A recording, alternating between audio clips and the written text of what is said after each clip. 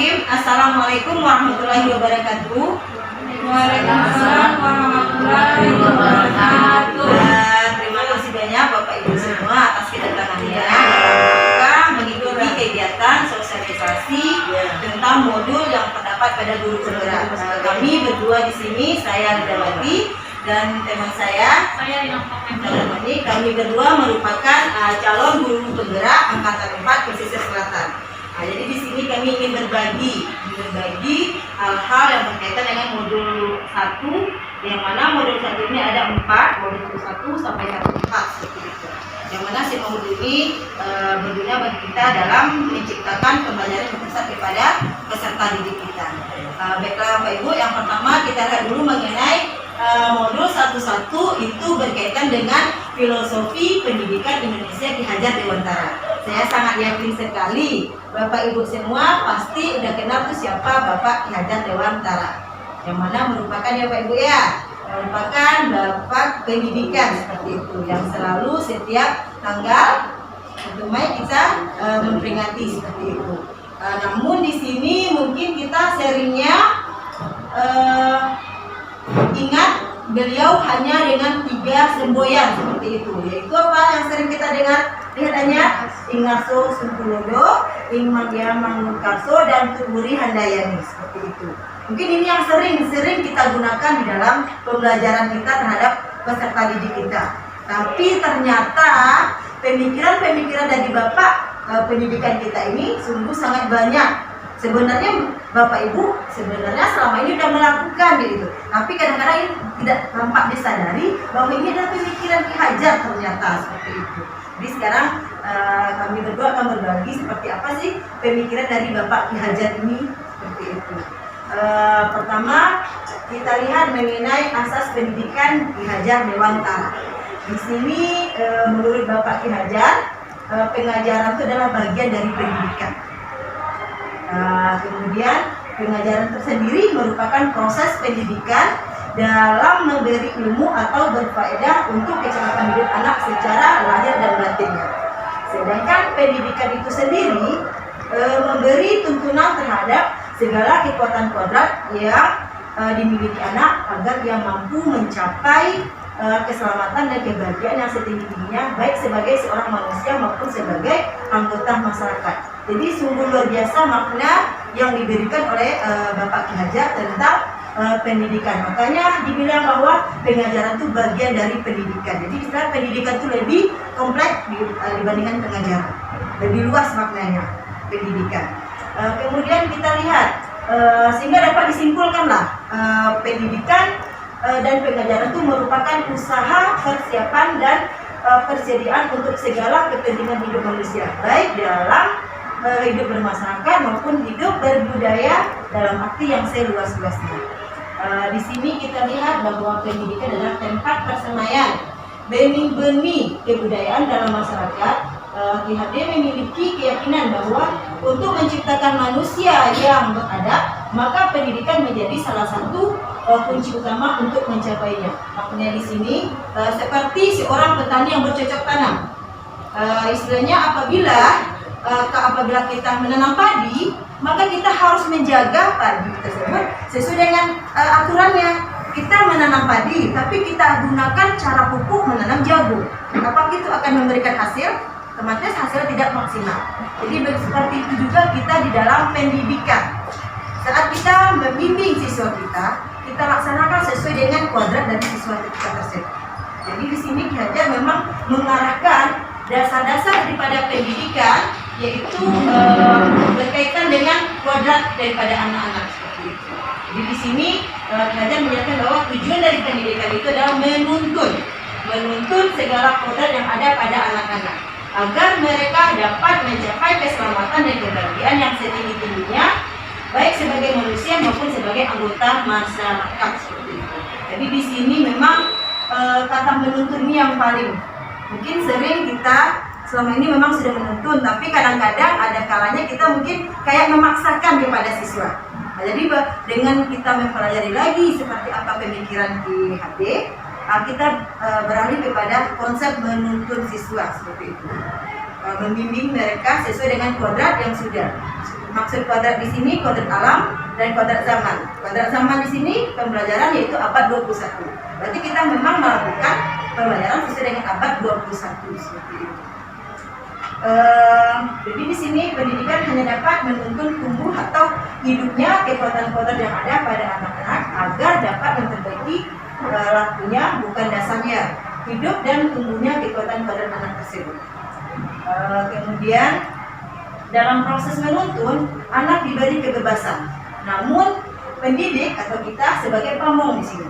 Sebenarnya kita semua sudah sebagai pamong, atau fasilitator seperti itu. Jadi kita di sini menuntun dalam memberi tuntunan dan arahan agar anak tidak kehilangan arah dan membahayakan dirinya. Seorang pamong dapat memberikan tuntunan agar anak dapat menemukan kemerdekaan dalam belajar. Yang mana sesuai dengan konsep sekarang, yaitu kita harus bisa memberikan pembelajaran yang bersifat merdeka belajar. Pembelajaran yang berpusat kepada murid, bukan kepada guru lagi. Kemudian kita lihat juga suatu hal yang mungkin selama ini kita sering mungkin ada salah makna. Kadang-kadang mungkin ada kita berpikir bahwa siswa itu adalah kertas putih yang kosong yang bebas kita coret-coret seperti itu. Atau bisa juga kita berpikir bahwa siswa itu udah ada tulisan-tulisannya, kita tinggal memilih.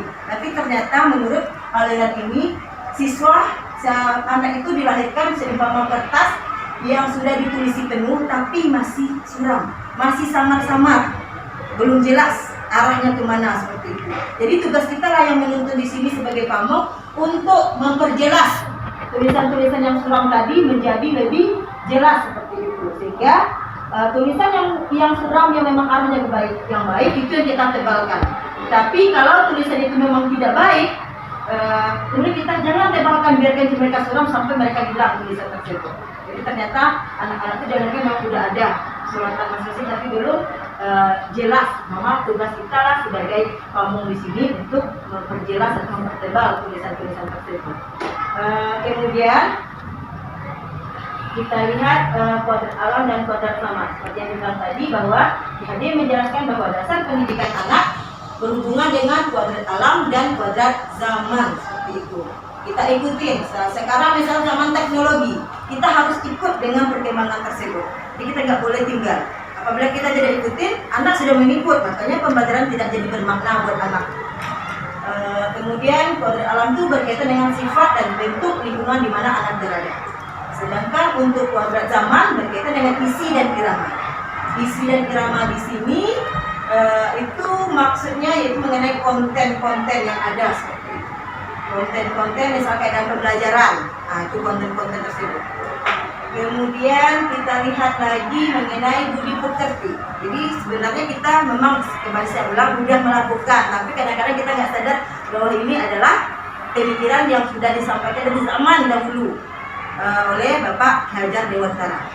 Yang mana budi pekerti menurut PhD, budi pekerti atau watak atau karakter merupakan perpaduan antara gerak pikiran, perasaan, dan kehendak atau kemauan sehingga menimbulkan tenaga. Budi pekerti juga dapat diartikan sebagai perpaduan antara cipta, karsa, sehingga menciptakan karya yang berkaitan dengan psikomotor siswa. Kemudian seni merupakan perpaduan harmonis antara cipta dan karsa, demikian pula bahagia. Jadi itulah budi-budi pekerti yang udah memang selama ini kita udah memunculkan itu semua, dan itu memang udah dari dulu sudah ada seperti itu. Kemudian dalam untuk memunculkan budi pekerti ini memang dari orang tua yang paling utama, karena memang kita tahu anak-anak atau siswa kita memang lebih banyak di rumah, makanya budi pekerti itu lebih banyak tercipta di rumah. Makanya peran orang tua sebagai guru, penuntun dan memberi teladan menjadi sangat penting dalam pertumbuhan karakter baiknya anak. Kemudian kita lihat di sini, itulah tadi sedikit mengenai pemikiran daripada Ki Hajar Dewantara, yang mana di sini kita memang dituntut hanya sebagai pamong. Kita hanya menuntun, mengajak, bukan istilahnya memaksa anak. Mungkin selama ini kita sering udah salah atau bagaimana, kadang-kadang tanpa kita sadar ada tingkah kita mungkin memaksakan harus lakukan kegiatan seperti ini. Makanya di dalam pembelajaran ada namanya kesepakatan PES. Di sanalah kesepakatan kelas itu berarti memang pembelajaran yang membuat anak itu menentukan sendiri seperti apa kegiatan dalam kelasnya, sehingga sampai kepada tujuan pembelajaran juga siswa yang menentukan, tapi tetap berkaitan dengan tujuan pembelajaran yang kita miliki sesuai dengan tuntutan dari kurikulum kita seperti itu. Itu mengenai tentang pemikiran daripada pengajar Bentara. Kemudian kita lihat sekilas mengenai modul 1 itu mengenai nilai dan peran guru penggerak. Nah, suatu saat nanti Bapak Ibu di sini diamanahkan ada kesempatan mungkin di angkatan ke-7 ada jatah kita Pesisir Selatan untuk jadi guru penggerak. Nah, Bapak Ibu semua nanti bisa masuk. Otomatis Bapak Ibu sudah tahu seperti apakah nilai dan peran guru penggerak tersebut. Jadi nilai dan peran guru penggerak di sini untuk nilai ada 5. Jadi nilai-nilai yang terdapat pada guru penggerak yaitu mandiri, reflektif, kolaboratif, inovatif, dan berpihak pada murid. Sedangkan untuk peran guru penggerak, sama kayak kita sebagai peran wali kelas, peran kepala sekolah seperti itu. Begitu juga ini peran guru penggerak. Di sini juga ada 5 peran yang dimiliki oleh seorang guru penggerak. Yang pertama itu menjadi pemimpin dalam pembelajaran. Itu kita di kelas terhadap peserta didik kita. Kemudian menggerakkan komunitas praktisi. Ini berkaitan dengan adanya kegiatan KKG di sekolah kita. Seperti itu. Menggerakkannya. Ya, atau MGMP seperti itu. Kemudian mendorong kolaborasi antar guru. Yang keempat, kemudian menjadi coach bagi guru lain. Artinya mungkin seperti kegiatan ini saya yang berbagi sedikit. Berarti kita udah membuat peran menjadi coach seperti itu. Dan juga Bapak Ibu nanti ada ilmu lain yang bisa dibagi kepada teman-teman, berarti sudah menjalankan peran daripada guru penggerak. Sebenarnya selama ini saya yakin Bapak Ibu sudah banyak menjalankan peran ini, tetapi tanpa sadar, wah ternyata ini adalah peran guru penggerak ya. Mungkin saya rasa Bapak Ibu hampir kelimanya udah melakukannya seperti itu. Tapi tidak belum ada dokumentasinya mungkin, dan juga belum terstruktur dengan rapi seperti itu. Kemudian yang kelima, mewujudkan kepemimpinan murid. Itulah nilai dan peran guru penggerak. Kemudian yang berkaitan dengan modul 1-3. Jadi modul 1 ini ada 3 option. Modul 1-3 ini berkaitan dengan visi guru penggerak. Sama seperti kita di SMA, visi SMA Negeri 1 Lengayang. Nah, begitu juga masing-masing kita punya visi. Nah, di sini visi dari guru penggerak adalah mewujudkan anak-anak Indonesia yang memiliki profil pelajar Pancasila. Jadi kata kunci di sini adalah profil pelajar Pancasila. Apa saja yang profil pelajar Pancasila itu?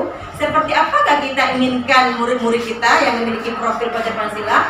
Ternyata ada 6 Bapak Ibu semua. Dan saya juga sudah yakin Bapak Ibu pasti sudah melakukan ke-6 ini. Saya yakin sudah melakukan ke-6 ini sudah. Saya yakin sudah melakukan. Yang pertama, beriman bertakwa. Itu udah pasti ya Bapak Ibu ya. Seperti anak kita yang kita ajak untuk sholat berjamaah, melakukan kegiatan kultum. Itu udah mengarah kepada beriman dan bertakwa. Kemudian kebinekaan global. Mungkin di sini karena kita memang semuanya Islam, jadi kita kebinekaan mungkin enggak, tapi kalau di tempat-tempat yang banyaknya beraneka ragam agama, mungkin disitulah kebinekaan itu akan sangat muncul seperti itu. Kemudian mandiri di sini peserta didik kita sudah tahu dengan tanggung jawab tugasnya. Kayak ngumpulkan tugas, wah minggu ini ngumpul tugas kimia, berarti mereka udah tahu, ingat tanpa kita minta mereka, ini tugas saya. Berarti siswa kita udah mandiri seperti itu. Kemudian bernalar kritis, mereka mampu memecahkan masalah-masalah di dalam pembelajaran kita dengan runut seperti itu, sesuai dengan aturannya. Habis itu kreatif atau inovatif juga bisa, yang mana anak kita bisa memunculkan inovasi-inovasi terbaru seperti ya kita mampu buat video pembelajaran. Nah itu dia. Kemudian bergotong royong. Ini yang sudah banyak sekali kita lakukan ya Pak Ibu ya, apalagi Bapak Ibu wali kelas selalu memunculkan rasa bergotong royong. Jadi menurut saya rasanya peserta didik kita hampir udah ada jiwa-jiwa profil pelajar Pancasila ini udah terbentuk. Hanya tinggal kita memantapkan, menanamkan lagi, hanya tinggal itu. Kayak kebiasaan mereka, mungkin ada sebagian siswa yang lupa dengan tugas, mungkin kita harus membuat mereka menjadi benar-benar mandiri, sehingga sungguh mulia daripada visi guru penggerak ini adalah yang anak ini sungguh mulia cita-citanya yang diharapkan oleh pemerintah sekarang. Karena ini udah include semua Pak Ibu, udah komplit di segi keimanannya, di segi sosialnya, di segi untuk kepribadinya udah lengkap di sini. Nah, itu mengenai itu. Sedangkan untuk modul 1.4 itu berkaitan dengan budaya positif, nanti akan disampaikan oleh rekan saya. Saya berkolaborasi di sini sama Ibu Perina nanti budaya positif. Ternyata Bapak Ibu budaya positif ini yang luar biasa sekali. Ya, apalagi untuk guru BK ataupun wali kelas dan juga untuk guru-guru semuanya. Tapi lebih banyak itu nanti mungkin pelaksanaannya kepada guru BK sama wali kelas. Karena di sini dengan budaya positif ada namanya segitiga restitusi, itu sungguh luar biasa Bapak Ibu. Bagaimana anak bisa menyadari kesalahan yang dilakukannya tanpa kita mengatakan bahwa dia salah. Dia menyadari bahwa dia salah dan dia sendiri sesuai tersebut mampu memberikan solusi terhadap masalahnya. Kita di situ hanya membimbing, mengarahkan, tapi dia tahu bahwa dia salah, dia tahu ambil tindakan apa mau diambil untuk menyelesaikan masalah, dia tahu dengan sendirinya. Jadi sungguh luar biasa. Untuk lebih jelasnya nanti akan disampaikan oleh rekan saya Bu Rina Oktavani. Dari Bu Rina dipersilakan. Terima kasih Ibu Jawati yang telah memaparkan modul yang pertama. Nah sekarang sebelum masuk ke dalam dulu jalan-jalan di Kota Medan. Baiklah sekarang saya akan melanjutkan. Nah jadi Ibu-Ibu, Bapak, modul selanjutnya adalah budaya positif. Nah ini budaya positif artinya mungkin kita semua juga sudah tahu bahwa budaya positif itu adalah keyakinan atau nilai-nilai yang berpihak pada murid. Nah nilai yang dihasilkan itu ya nilai-nilai yang bersifatnya itu positif. Misalnya di sekolah ada tentang kedisiplinan kita bangun bersama, itu budaya positif yang kita bangun. Cuma terkadang budaya positif itu belum menjadi kebiasaan, belum menjadi kebiasaan oleh kita semua. Nah di mana masih ada murid yang melanggar disiplin itu sendiri yang sudah ditetapkan oleh sekolah.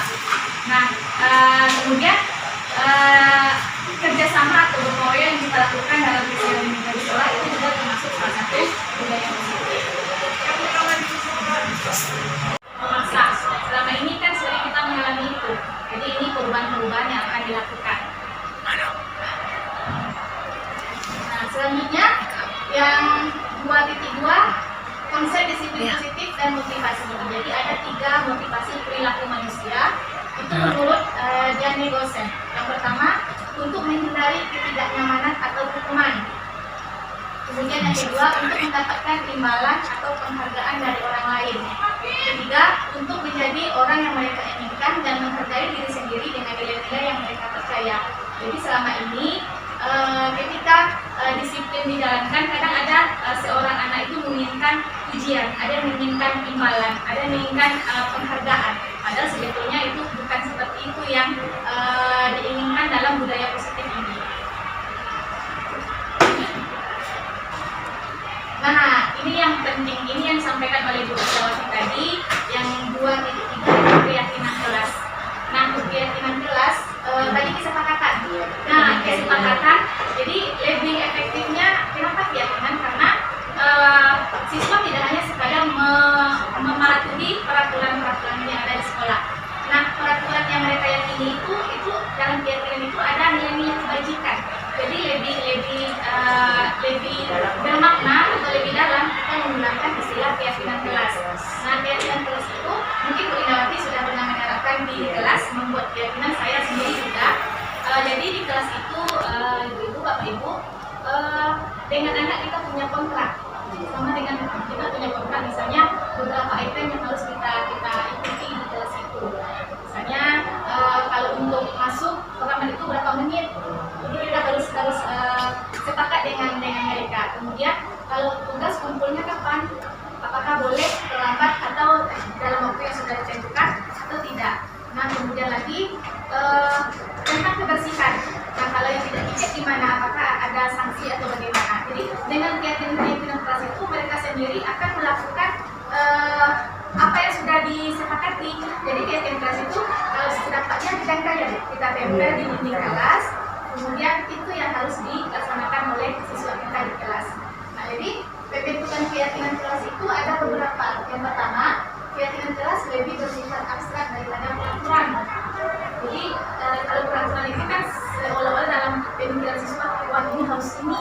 Jadi mereka ada merasa takut, ada merasa bagaimana.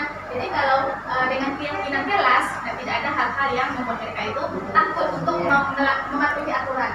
Yang kedua, keyakinan kelas berupa pernyataan-pernyataan universal, jadi secara garis besar saja, umum saja.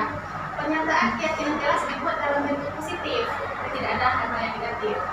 Yang keempat, keyakinan kelas tidak terlalu banyak jika diingat warga kelas. Jadi mungkin beberapa, ada 5 item mungkin yang disepakati dengan siswa. Kalau terlalu banyak, juga mereka akan sulit untuk menyerapkan. Dan yang kelima, keyakinan kelas sebaiknya sesuatu yang dapat diterapkan. Nah, apa sesuatu yang dapat diterapkan? Kalau dapat kan tentang keseharian kita, mengenai kebersihan, mengenai kehadiran, kemudian mengenai tugas, kan itu yang penting ya. Ya, yang keenam, semua warga kelas hendaknya ikut berkontribusi dalam pembuatan keyakinan kelas lewat kegiatan curah pendapat. Jadi semacam kita mengadakan semacam diskusi bersama, baru terbentuklah sebuah keyakinan. Yang ketujuh, bersedia meninjau kembali keyakinan kelas dari waktu ke waktu. Jadi semacam refleksi. Iya, refleksi. Ya, jadi ada evaluasi apa yang sudah terjalankan, apa yang belum terjalankan dari keyakinan yang sudah disepakati. Nah, kemudian 2.4 itu pemenuhan kebutuhan dasar. Ternyata murid kita juga ingin ada beberapa kebutuhan yang harus dipenuhi. Murid itu unik. Setiap tindakan murid dilakukan untuk memenuhi kebutuhan dasar manusia. Kebutuhan dasar setiap murid akan berbeda-beda. Ada ilustrasi sedikit Lindawati, ibu-ibu. Ada seorang anak, misalnya teman-teman lainnya bawa bekal, jadi dia sendiri tidak bawa bekal. Nah, diambilnya lah bekal temannya ini. Nah, bagaimana tindakan kita ketika anak yang punya bekal ini diambil, dia mengadu kepada kita. Nah, di situ ada kebutuhan anak yang tidak terpenuhi sebetulnya. Selama ini kan kita tidak melihat sampai ke situ. Kalau ada misalnya anak mengadu, misalnya diambil barangnya ini, kita langsung misalnya dia langsung panggil ini, langsung ke ruang BK, langsung buat perjanjian, selesai. Tapi ternyata tidak sebatas itu. Ternyata selama ini kita mungkin ada salahnya, tidak melihat ternyata ada loh kebutuhan anak yang tidak terpenuhi, atau yang belum terpenuhi. Nah, ternyata ada 5 kebutuhan dasar manusia itu sendiri. Yang pertama, kebutuhan untuk bertahan hidup atau survive. Nah, kebutuhan cinta dan kasih sayang atau kebutuhan untuk diterima. Kemudian penguasaan, kebutuhan pengakuan atas kemampuan. Keempat, kebebasan, kebutuhan akan pilihan. Yang kelima, kesenangan, kebutuhan untuk merasa senang. Kadang ada anak yang mencari-cari perhatian kepada kita, berarti mereka itu haus akan cinta dan kasih. Ya, ada anak yang dia nunjuk, bu sayang Bu. Ternyata mereka dia itu haus akan pengakuan dan kemampuan. Sebetulnya itu cuman karena selama ini kita tidak mengetahui bahwa itu termasuk ke dalam kebutuhan dasar anak. Yang lebih jelas sebenarnya yang kayak anak tidur di kelas. Iya, sebenarnya ada kebutuhannya yang belum terpenuhi. Jadi emang kadang mereka emang sengaja untuk tidur gitu. Iya. Kadang nggak ngantuk tapi emang kadang ada sengaja. Mungkin dia butuh kita ditegur atau kita datangi. Elus mungkin kepalanya kan berarti masuknya ke cinta dan kasih. Iya, cinta dan kasih. Nah, 2.5 posisi kontrol. Nah, ini kita sebagai wali kelas, kemudian guru BK juga, menurut dosen, guru perlu meninjau kembali penerapan disiplin dalam ruang kelas. Nah, ada 5 posisi kontrol guru. Penghukum, biasanya kita kan kalau ada anak yang terlambat, ya catat nama, kemudian langsung proses. Kemudian berkali-kali panggil orang tua, begitu ya Bu. Kemudian posisi kedua, membuat orang merasa bersalah. Pada posisi ini guru akan bersuara lebih lembut. Misalnya begini ya Bu, kamu kecewakan ibu lagi ya. Jadi si anak merasa bersalah karena telah mengecewakan gurunya. Nah, itu posisi kontrol yang kedua. Jadi itu maksudnya membuat orang merasa bersalah. Yang ketiga, posisinya sebagai teman. Guru tidak akan menyakiti murid, tapi ibaratnya itu ngobrol santai aja. Yang keempat, monitor atau pemantau. Di sini posisi guru sebagai monitor atau pemantau. Nah, posisi ini berdasarkan pada peraturan dan konsekuensi. Kalau pemantau itu, misalnya ini, kamu dari mana?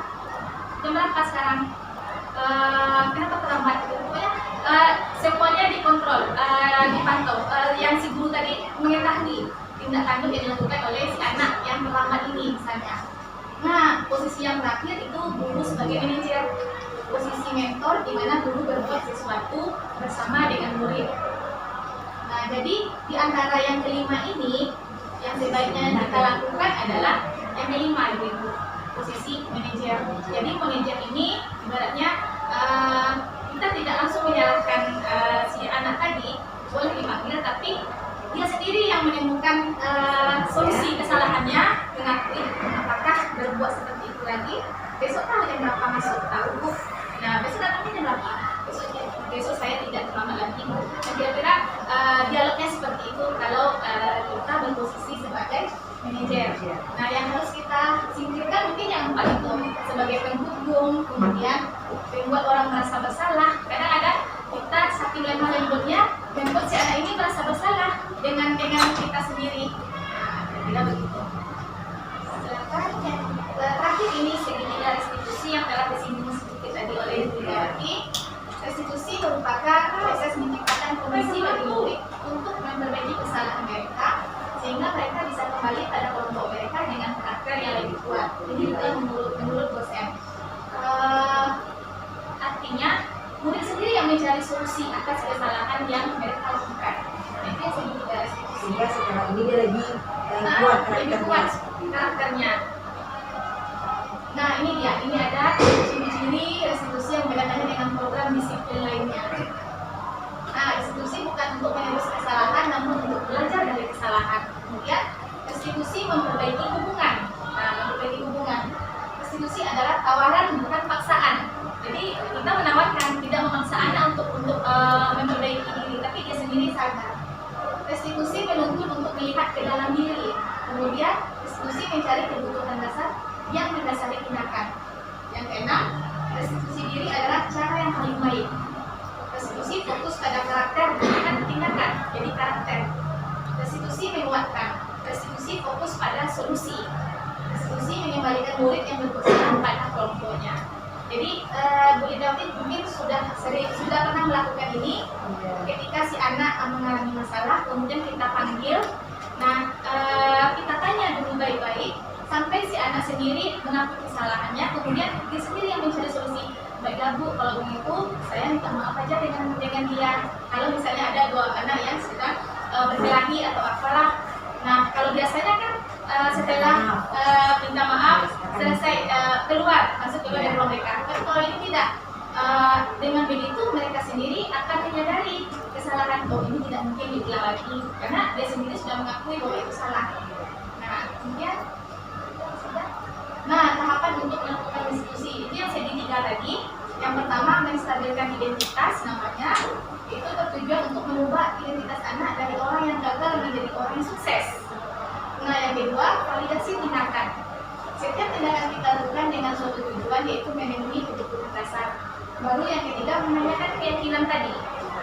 Jika identitas sukses telah tercapai dan karakter yang telah divalidasi, maka anak akan siap untuk dihubungkan dengan nilai-nilai yang dia percaya dan berpindah menjadi orang yang dia inginkan. Ini yang sedikit restitusi ini Bapak Ibu. Nah, validasi menstabilkan identitas dulu, validasi tindakannya, terakhir baru menanyakan keyakinan.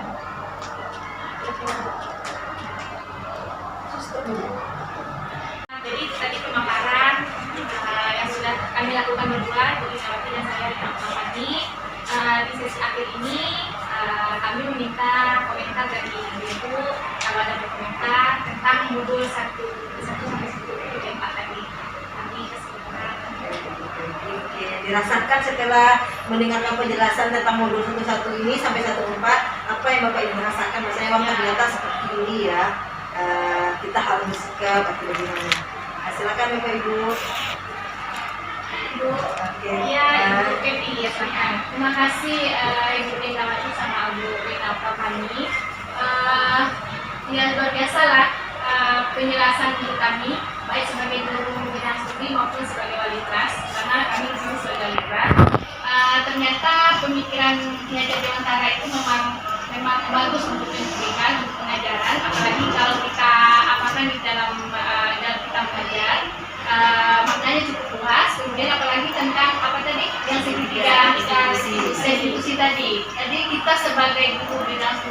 kadang-kadang memang ego kita masih main. Iya. Jadi ketika kita anak tidur di dalam loka, kadang-kadang kita suruh aja keluar, Iya. cerita dulu nah. Gitu. Ternyata ada yang lain yang ada. Kemenuhan ya, kebutuhannya. Kemudian dalam apa tadi lagi? Dalam keyakinan tadi, keyakinan tadi. Jadi ternyata ada perjanjian kita dengan siswa lokal yang harus kita sepakati. Iya. Sementara kalau kita sebagai wali kelas kan hanya aturan itu dari kita aja, jarang kita Iya, minta dari. benar. Paling kita hanya berkomunikasi dengan pengurus lokal saja. Iya. Kita sekarang harus dengan Semua. semua anggota lokal. Jadi cukup banyak lah pengalaman yang kami dapat, mudah-mudahan nanti ke depan juga bisa kami terapkan di lokal. Terima kasih atas waktunya, terima kasih atas berbaginya ya kami. Nah, sekian, terima kasih. Oke, terima kasih Ibu Pepi, sungguh luar biasa ya. Semoga nanti ke depannya Bapak Ibu semua bisa mengikuti juga program guru pemula ini. Semoga di angkatan 7 ada dapat jatah kabupaten kita kesempatan untuk ikut. Semoga Bapak Ibu semua bisa mengikuti dan lulus. Sehingga kita bisa sama-sama menunjukkan nanti apa visi dari guru penggerak, yaitu menciptakan pelajar yang memiliki profil pelajar Pancasila. Baiklah. Apakah masih ada Bapak Ibu? Sudah jelas rasanya ya. Artinya kami akan selalu berbagi apapun nanti ada hal terbaru yang bisa untuk kebaikan peserta didik kita, untuk menciptakan pendidikan pembelajaran yang merdeka belajar. Kita akan selalu berbagi. Itulah yang istilahnya praktik baik, kita harus berbagi di sana. Mungkin itu saja kegiatan kita hari ini. Terima kasih banyak atas waktunya dan ya boleh Ibu Rina kan ahli pantun, silakan kepada Ibu Rina. Ya, pantun gila aja. Ya. Pak Rudi, terima kasih. Waalaikumsalam. Terima kasih. Terima sekali. Assalamualaikum Warahmatullahi wabarakatuh. Waalaikumsalam. Warahmatullahi wabarakatuh. Assalamualaikum warahmatullahi wabarakatuh. Dalam penyelesaian masalah yang terjadi, budaya positif sudah diterapkan di sekolah ini, yang dimana itu pun berdampak positif bagi saya sebagai siswanya. Contohnya, kemarin ada masalah saya bersama teman, yang dimana biasanya guru selalu menyalahkan dan langsung mengambil kesimpulan, memberi hukuman, dan sampai memanggil orang tua. Namun sekarang tidak, para guru berusaha untuk menyadarkan kami akan kesalahan kami, dan kami pun sadar dan berusaha mencari solusi untuk menghadapi masalah ini. Terima kasih. Assalamualaikum warahmatullahi wabarakatuh. Assalamualaikum warahmatullahi wabarakatuh. Baiklah, menurut saya pembelajaran pada saat ini guru lebih memihak kepada siswa yang biasanya lebih dituntut harus ini itu, harus melakukan tugas yang dikumpulkan sekian waktu, dikejar-kejar deadline. Namun sekarang guru lebih menuntun siswanya hingga apa yang dimau siswanya itu lebih bisa diikuti dan dituruti oleh guru. Pembelajaran sekarang pun juga lebih bervariasi, yang awalnya hanya langsung pembelajaran saja sekarang bisa dimulai dengan game atau ice breaking, sehingga penerimaan pembelajaran itu lebih menyenangkan dan lebih fresh. Jadi siswa tidak punya tekanan untuk harus belajar. Sekian, terima kasih. Assalamualaikum warahmatullahi wabarakatuh.